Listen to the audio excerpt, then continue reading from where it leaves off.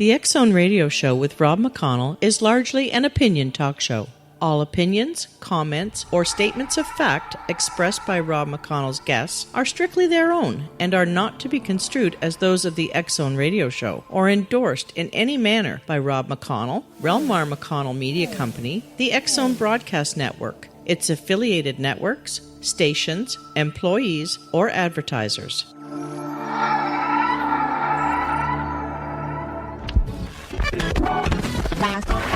All Hit Radio.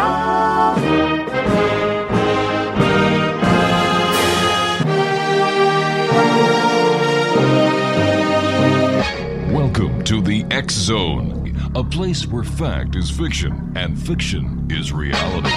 Now, here's your host, Rob McConnell.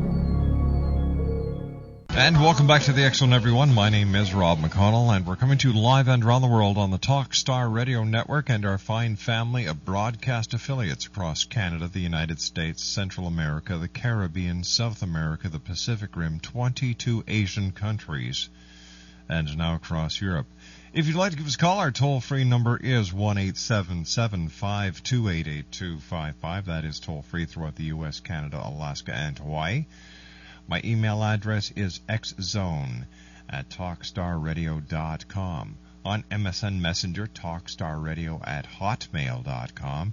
And our websites, www.xzoneradio.com and www.xzonetv.com.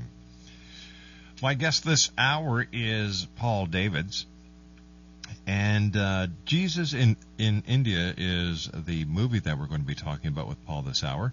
It is Paul Davids' fifth feature film as director. He produced the film with Anil Kumar Urbil, who is from Goa, India, and who served as executive producer with Felicity M. Newman on Starry Night. It features a memorable music score by Brian Thomas Lambert, who also composed the music for the Sci-Fi Boys. This film is a quest to unravel the mysteries of Jesus' lost years, or hidden years, from age 12 to 30, which were not documented in the Bible. In doing so, it explores the legends, myths, and actual evidence that Jesus' hidden years were partially spent in India, and that Jesus was the King of Travelers, as Muslims have always claimed. It is loosely based on the book King of Travelers, Jesus' Lost Years in India by Edward T. Martin, who led us on a 4,000-mile journey to holy places of many major religions in this film. The film is most remarkable for participants who appear on camera, including best-selling author Professor Elaine Pagels of Princeton University, the Dalai Lama, the Pope of Hinduism, in his first public revelation on this topic. And he insists that Jesus was in India at the 2.500-year-old Jagannath Temple in Puri. Jesus in India is a 97-minute feature documentary produced over the years and the course of 3 years. Joining me now to talk about Jesus in India is Paul Davids, the film's director. And Paul, welcome to the X-Zone. Hi, Rob. Thanks for having me on this evening. Hey, it's great talking to you, Paul. 3 years in the making. Actually, I think it was 4. That must have been a typo. Okay, 4 years. That's quite a bit of time for a 97-minute documentary. You know, many of my films have taken years to make, starting with Roswell, which is shown everywhere. But this one was a particular challenge because we ended up filming in so many countries and 3 continents. What did you learn? What was the most startling revelation that you made during the filming of Jesus in India? Well, we started out looking into myth and legend because the beginning point for this question is there are 18 missing years of Jesus' life in the New Testament. Some people are unaware of that, but from age 12 to age 30, you have literally nothing except one sentence in the Gospel of Luke that ties it together with nothing specific, just saying that he grew in stature and in wisdom and in favor with God and man. It doesn't say where he was, what he was doing. There's a hole in the Bible. In film, we would call it a jump cut, a huge jump cut in the story. Now, Christians have never filled in those years. But in India, there have been stories, legends, tales of documents as old as the Bible that tell of Jesus, who they called Saint Isa, being in India. All right, let's talk more about this in 2 minutes on the other side of the commercial break. Paul Davids is our special guest, www.jesusinindiathemovie.com. We'll both be back on the other side of this break here in the X Zone.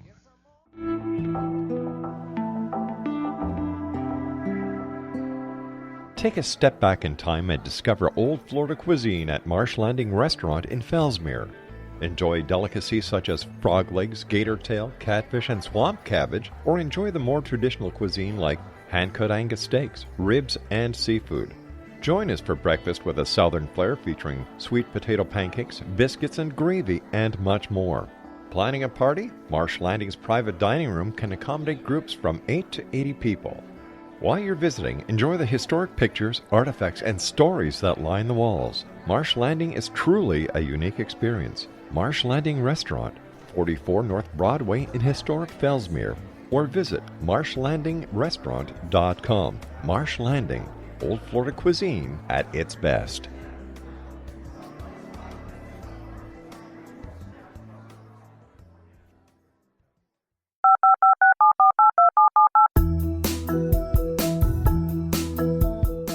Did you know that when you're on the road with limited data or Wi-Fi, you can still listen to the X Zone radio show with Rob McConnell, The Science of Magic with Gwilda Wiyaka, X-1, Dimension X, Space Patrol, and every minute of the X Zone broadcast network by calling 213-401-0080, courtesy of Audio Now. No smartphone, app, or internet needed. It saves your data plan and it's free if you have unlimited minutes. Call 213-401-0080 to listen on any phone, anytime, anywhere. Remember 213-401-0080 for the best of the paranormal, parapsychology, and sci-fi radio programming anywhere, 24/7, 365.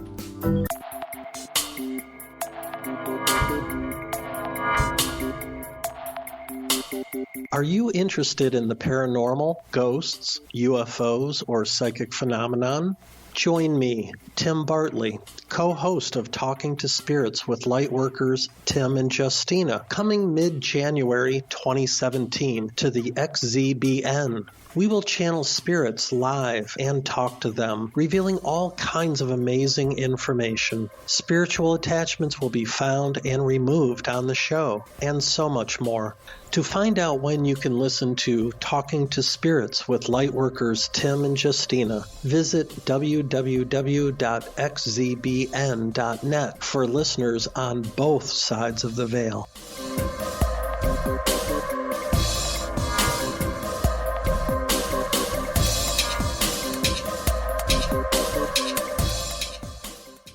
Paul Davids is our special guest. Exonation, his website is www.jesusinindiathemovie.com. That's www.jesusinindiathemovie.com. And Paul is the film's director. Now, Paul, before we went to the commercial break, we were talking about the missing years of Christ's youth in the Bible. And why do you think nobody has pursued this issue and say, where was he? You know, like, how come these years are missing? Well, it has been pursued by some researchers, Rob, including Edward T. Martin of Lampasas, Texas, who wrote the book that inspired this film. There is a record of evidence of Jesus in India beginning to surface going back now about 120 years. And our job was not to go in with any preconceptions or belief or prejudices about the information one way or another, but to take a look at it and to sift through it all and see, could we draw any conclusions about what we felt is just myth and legend with no substance to it, or where there's smoke, there's sometimes fire. What is there that could be real and really indicate that Jesus may well have been in India. There's a lot of evidence, a lot of things that point to this, some of which startled us while we were there. And one of the momentous things in the film, I think, is that we have the man who I call him the Pope of Hinduism. Hinduism doesn't really have a pope. I guess you would say he's something, between a pope and an archbishop if you were comparing it to Catholicism. Mm-hmm. They have 4 high-ranking priests of Hinduism called the Shankaracharya of the North, East, South, and West. The Shankaracharya of Puri insists now, publicly, this is the first public record of this in our film Jesus in India, that Jesus was in India in Puri at the Jagannath Temple, which has been there in one form or another. The ancient temple goes back 2,500 years. And there was travel to India in Jesus' day. There was the Silk Road, of course, would travel all the way to China. There was ship travel to India. We know Jesus sent St. Thomas to India. This is fact. St. Thomas's presence in India after the crucifixion for a period of about 20 years until he was killed is accepted by Catholicism. John Paul II went to India to pay homage to St. Thomas. There's a basilica there for him. There's a church where he preached. He spread Christianity throughout India. Why did Jesus send him there? Was he sending him to a place in a continent that he already knew from having been there in his youth? The Bible has the story of the 3 magi, the wise men, who we're told are the magi of the East. Well, how far east? Where in the East? Were they from India? Was there a pull on Jesus' life from these high-ranking souls, these rishis from India, from his first days? I mean, these are all valid questions. But to find that the Shankaracharya insists it's true, this links up with information that came to light about 120 years ago when a very ancient document was uncovered in a Tibetan monastery. Well, not a Tibetan monastery, actually. This monastery is in the Himalayas, in Ladakh, which is very close to Tibet. And a Russian explorer came across this document, translated it, and it told the story of the missing years of Saint Isa, who is Jesus, according to this manuscript, who was crucified in Judea. And it fills in those 18 missing years and charts where Jesus was during those years, including the Jagannath Temple in India. This becomes very interesting because this was a seat of Hinduism. The travels would have included travels to Buddhist regions. So it opens up questions of what was the extent of Jesus' exposure to other religions. Of course, he was raised in the Jewish faith. Mm-hmm. As we know, the Last Supper was the Passover dinner of the Jewish faith. But to what extent was he exposed to the other major religions of his day, the ancient religions of Buddhism and Hinduism? And did any of those beliefs show up in any way in the earliest forms of Christianity? That's the interesting riddle.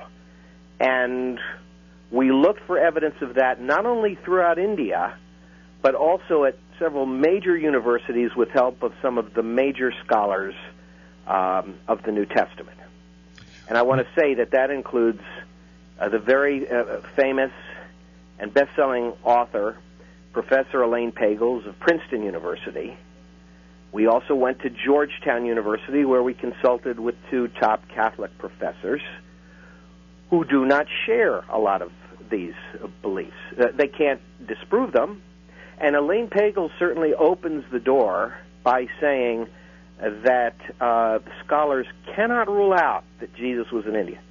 Now, if they can't rule it out, this becomes an incredibly interesting subject for real examination, and that's what we did. We went there. We spent a summer going through 4,000 miles of India to ancient temples, Hindu temples, Buddhist monasteries, Catholic churches, the locations where the Apostle Thomas was, and we tried to sort through as many of the pieces of this puzzle as we can. Not to tell people what to believe, but to give them enough information about what is believed by others so that they can form their own opinion. Why did Jesus go to India when he was a child?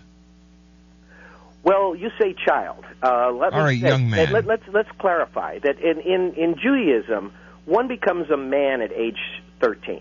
Mm-hmm. You have a bar mitzvah. And certainly in Jesus' day, when a boy became a man, they were usually soon married. There were arranged marriages, and almost all men would have been married in their 13th year if they had stayed there. It would have been an extraordinary exception that Jesus would not have been married as a young man. And yet the opportunity for travel was certainly there. I mentioned the Silk Road, the merchants, the caravans, the opportunity to travel to India, which would have taken about 1 year, and would have taken him through many interesting places, probably including Persia, which is modern-day Iran, and probably to Tibet. Now, as far as the why is concerned, well, these ancient religions were part of the core of human belief in major parts of the world at that time. Certainly the Messiah would have wanted the information as to what the other sheep that were not of his fold believed, and also there was a Jewish presence in India and Kashmir in those days. You know, the Jews come from 12 tribes. Mm-hmm. They've been dispersed. 2 of them remained in Israel.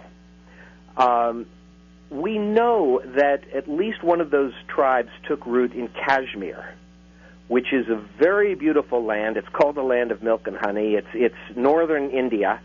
It's a disputed territory, in other words, the site of military conflict right now between the controlling Indian government and the Muslims who, I would say, predominate there.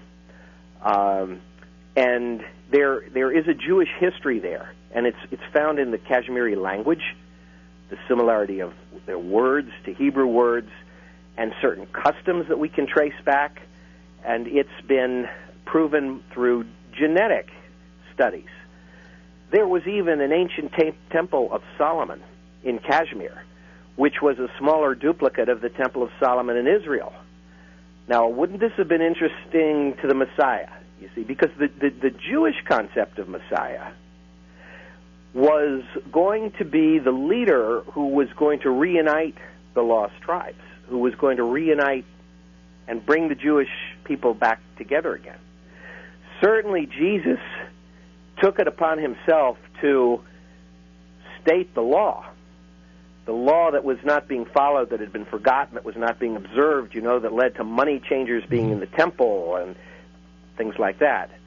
So reaching out to the lost tribes was part of the concept of Messiah. It would have been a part of the concept that Jesus would have been aware of at that time.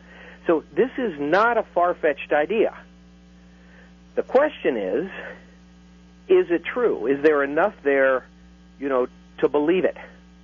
And part of the core possible answer to that comes in the matter of this document that was found in this monastery, Buddhist monastery in Ladakh, that was first uncovered by Russian explorer Nicholas Notovich in about 1887, or it was 1887. Now, let me say that many Christians have debunked Notovich. And if you go online and you search this out, you'll find some websites that are solely devoted to undermining his word and his reputation, and to claim that he was never even there, that he made the whole thing up, that he invented the document of St. Isa that filled in the missing years. But none of this criticism is fair, in my opinion. Zero.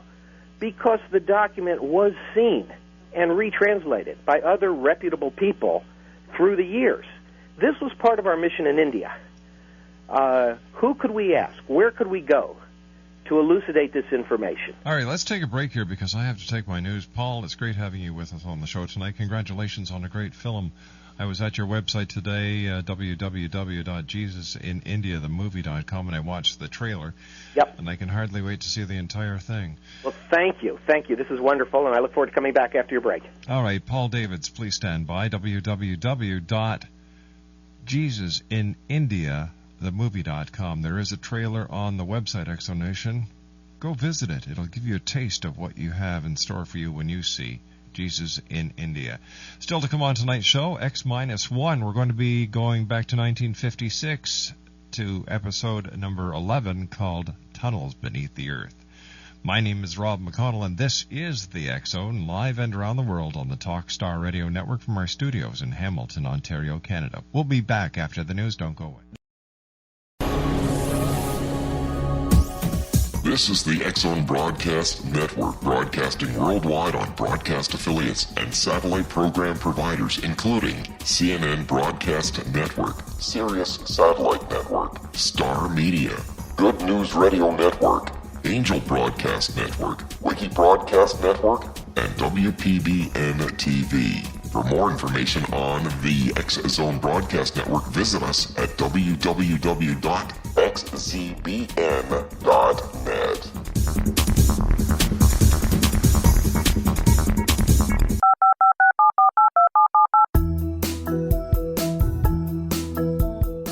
Did you know that when you're on the road with limited data or Wi-Fi, you can still listen to the X-Zone Radio Show with Rob McConnell, The Science of Magic with Gwilda Wiyaka, X-1, Dimension X, Space Patrol, and every minute of the X-Zone Broadcast Network by calling 213-401-0080, courtesy of Audio Now. No smartphone, app, or internet needed. It saves your data plan, and it's free if you have unlimited minutes. Call 213-401-0080 to listen on any phone, anytime, anywhere. Remember, 213-401-0080 for the best of the paranormal, parapsychology, and sci-fi radio programming anywhere, 24/7, 365. Paul Davids is our special guest this hour, Exonation. He is the director of Jesus in India, and you can watch a trailer of this movie at www.jesusinindiathemovie.com. That's www.jesusinindiathemovie.com. Paul, why would Jesus have gone to India, especially when, he never cited the Hindu Vedas, but always the Jewish Old Testament, which proclaimed the monotheistic God of Judaism? Good question. At its root, of course, Hinduism is monotheistic in the sense that Brahma is the one creator. But when you say that he never cites the Vedas in the New Testament, right, we have to look at how the New Testament came about and ask whether it comes from the earliest sources and all of the earliest sources on Jesus' sayings and teachings. In the last few decades, well, actually going back to 1948, in a place called Nag Hammadi, Egypt, there were ancient scriptures dug up there, ancient Gospels that were never included in the New Testament, including the Gospel of Thomas and many others. Professor Elaine Pagels of Princeton wrote a book about the Gospel of Thomas, sayings of Jesus that are very, very early. There are disputes among scholars as to whether this goes all the way back to the time of the Gospel of Mark or whether it's a little later. We don't know for sure.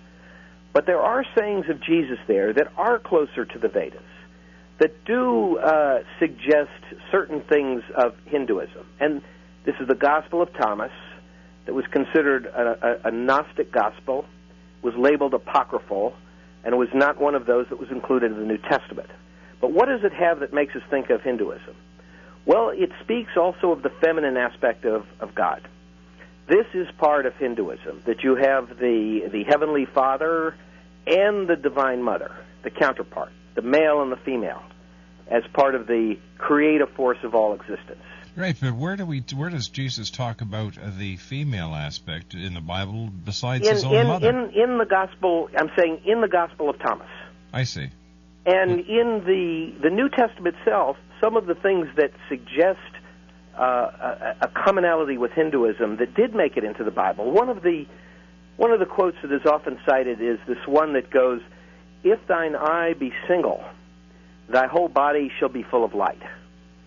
The yogis of India claim this as really a profession of what yoga is and what Hinduism is all about.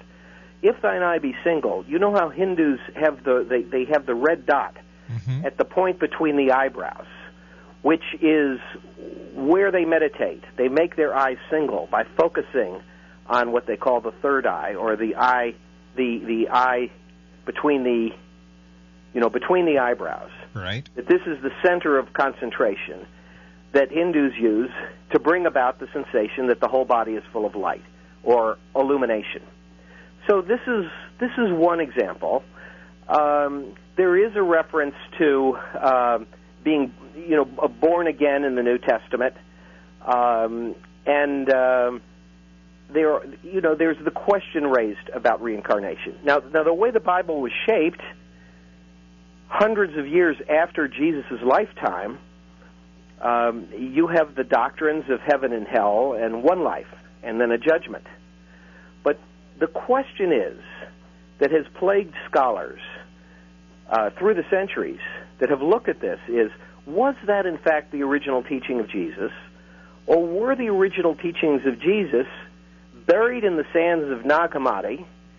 And there are also the Dead Sea Scrolls. There are ancient documents that were lost to time. And do those point the way for understanding his teachings in a way that was excised from the Bible?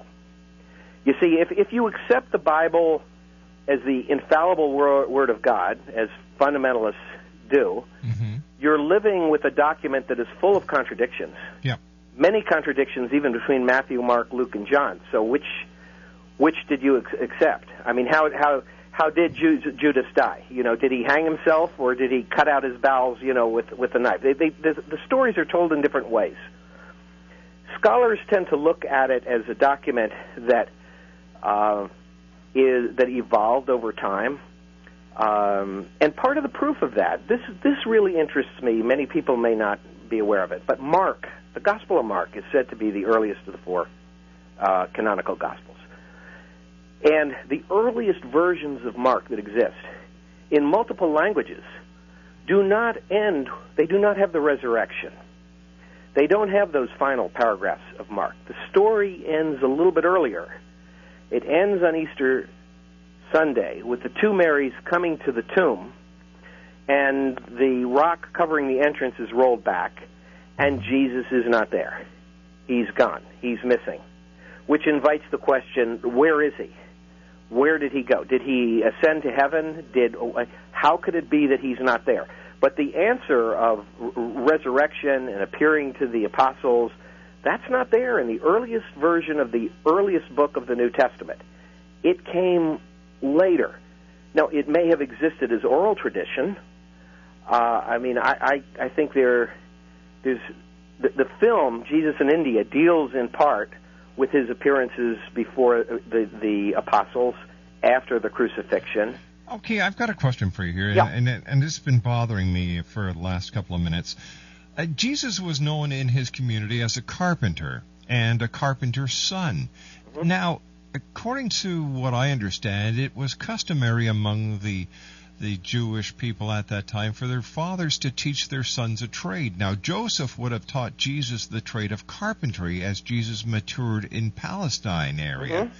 Now, the carpentry played a role in his life, and it's clear because of some of his parables and teachings that he drew from that experience. For example, he told of building a house on a rock as opposed to sand, and that's in Matthew 7, verses 24 to 27. Right. So if this is Jewish custom, where the father passes on the trade, why would Jesus have been let to go to India instead of learning his father's trade, which obviously he did? Well, in the manuscript that Notovich discovered, the suggestion was that it was not that Jesus was let to go, but that Jesus, of his own devices, decided to leave, left his father's house at a time when, matchmakers were interested in him as a prospective husband for, he was known at that time for his wise pronouncements about the Almighty, and would have been considered a prime candidate for a good match. And the words that are in the missing manuscript that's called The Life of St. Isa, the Best of the Sons of Men, were that he left his father's house and traveled toward Sindh, which eventually took him to the land of the Five Rivers, Punjab, and other areas of India. So it's not suggested that he left with some kind of consent or permission, but that it was his decision. Now, I want to say that there are some who have said, who have accused this of being biblical, an exercise in biblical revisionism. And my response to that is, you can't revise something that isn't there. It's not a matter of revising something that is said in the Bible. You have to appreciate that nothing is said in the Bible about those 18 years, except for one sentence.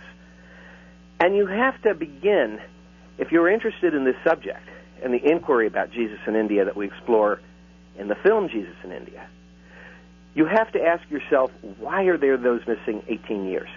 Why do we have so much detail about the birth narratives and the flight to Egypt and what happened at age 12 when he tarried in the temple in Jerusalem and had learned discussions with the doctors of the law? Why do we have all that, and then the story stops? Now, there are some researchers who feel, there's a variety of opinion. Okay, there are some who think it was deliberate, that think that in the founding of the new religion of Christianity, it was seen as not helpful to present the fact that Jesus had spent time among those of the heathen religions. There are others who feel that this information was simply lost, that it wasn't available to those that wrote the New Testament. After all, it was written, decades after the crucifixion. But is it also possible that at the Council of Nicaea it just wasn't included? Yes, it is possible. Deliberate censorship is a possibility. Now, I think one of the really interesting things in all of this to me is Christians have objected to the very concept, saying, Jesus among heathens, why? Why would he want to learn from them? But when you look at this document that was translated, The Life of St. Isa, the Best of the Sons of Men, it doesn't paint a picture of a complacent Jesus who studied the Vedas and accepted them. As a matter of fact, it portrays a Jesus who became something of a troublemaker there because he didn't follow their rules.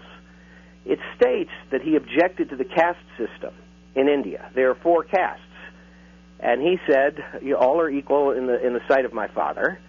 And he went up against the caste system, which was one of the most rooted things of Hinduism at that time. And he violated precepts, it says in this document, by taking the Vedas and reading them to the lowest caste, which was absolutely forbidden. Well, this invited anger. And it says that there was a plan to assassinate him, that he literally escaped and went northward to the part of India that was the birthplace of Buddha. So for those who, without really looking into it, what we look into in detail in Jesus in India, the movie, for those who think, well, it must have been made up by Hindus who want to associate their Jesus with their religion, they're not thinking it through, because no Hindu would have written this account of this important holy person in their midst who objected to what they believed in. It's not the story the Hindus would have wanted to tell. So to me, that gives it a ring of truth, very much like the same Jesus who went into the temple in Jerusalem and threw out the money changers. Troublemaker. It's in character. So It's fascinating, and we would love to get our hands on that ancient document. Our search, went all the way to that Buddhist monastery where the document has been seen and translated numerous times, and the monks they're aware of it. They neither confirm nor deny that they know where it is.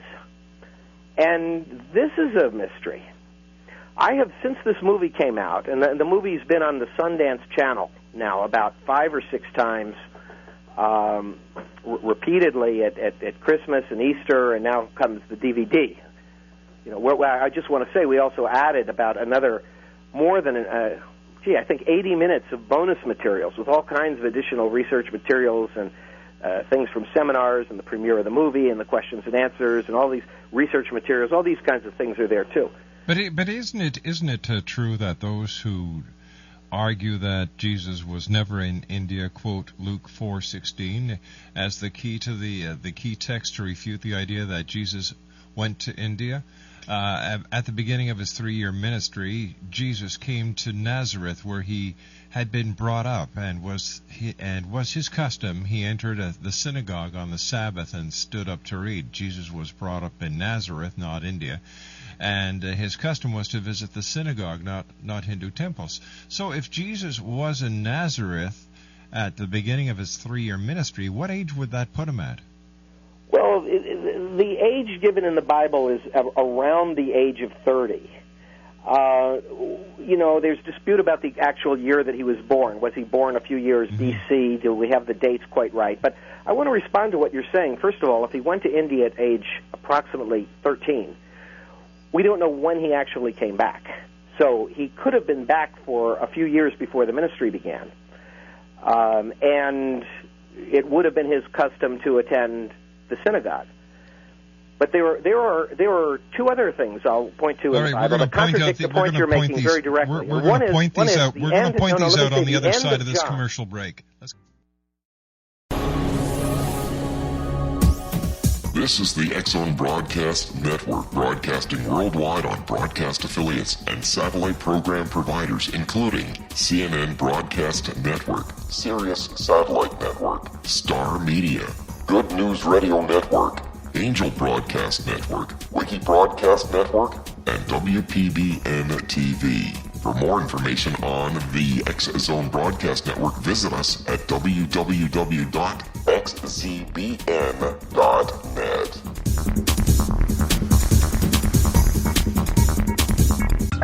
Sergeant Central. 19 Sergeant, check.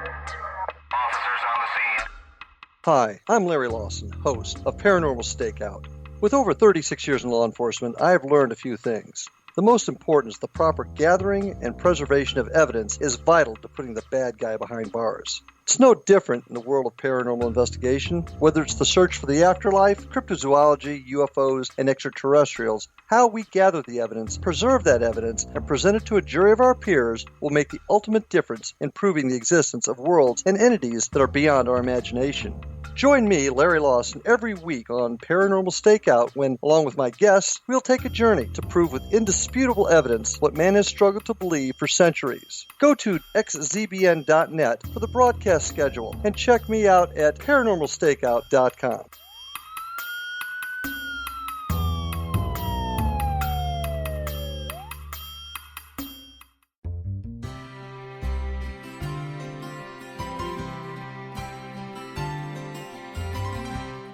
True healing must address 4 levels: physical, emotional, mental, and spiritual, for us to live joyful and productive lives.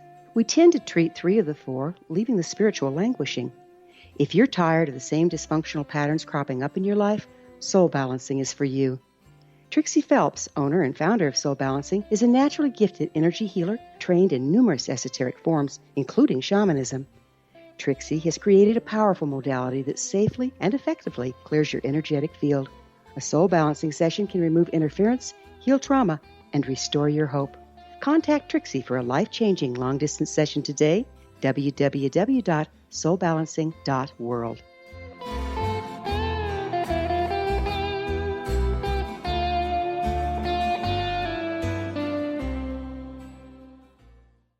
Paul Paul Davids is our special guest, www.jesusinindiathemovie.com. All right, Paul, you were going to refute the claims of those who say that Jesus never went to India in, Luke?